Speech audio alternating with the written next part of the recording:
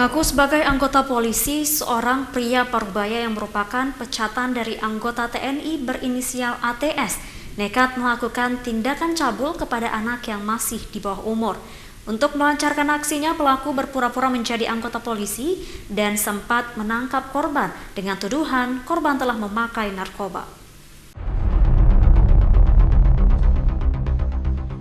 ATS, 40 tahun, warga Kecamatan Kuta Alam, Banda Aceh, berhasil diringkus tim Rimong Satreskrim Polresta Banda Aceh setelah dilaporkan oleh keluarga korban dalam perkara kasus pencabulan terhadap anak di bawah umur. Penangkapan terhadap tersangka dilakukan pada Rabu kemarin sekitar pukul 01.30 waktu Indonesia Barat di kawasan Kota Banda Aceh. Saat proses penangkapan sempat terjadi aksi kejar-kejaran antara petugas dan pelaku di lokasi.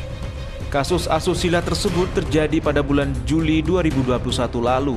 Untuk melancarkan aksinya, pelaku ATS menyamar sebagai personil dari Satres Narkoba Polresta Banda Aceh, lalu menangkap korban dan melakukan tindak pencabulan terhadap korban FT 16 tahun warga Banda Aceh di sebuah rumah kosong dengan alasan tes urin.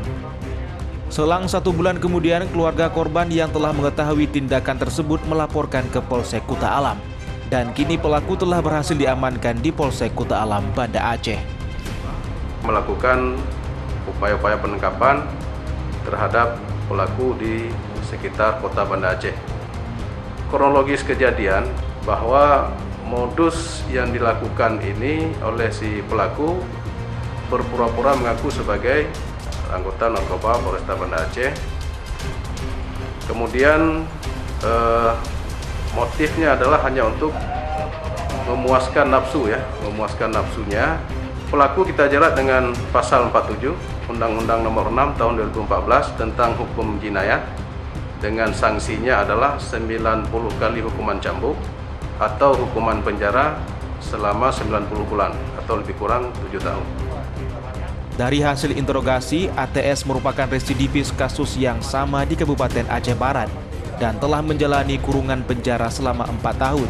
Selain itu, pelaku juga merupakan pecatan dari Kesatuan TNI terkait dengan kasus narkotika.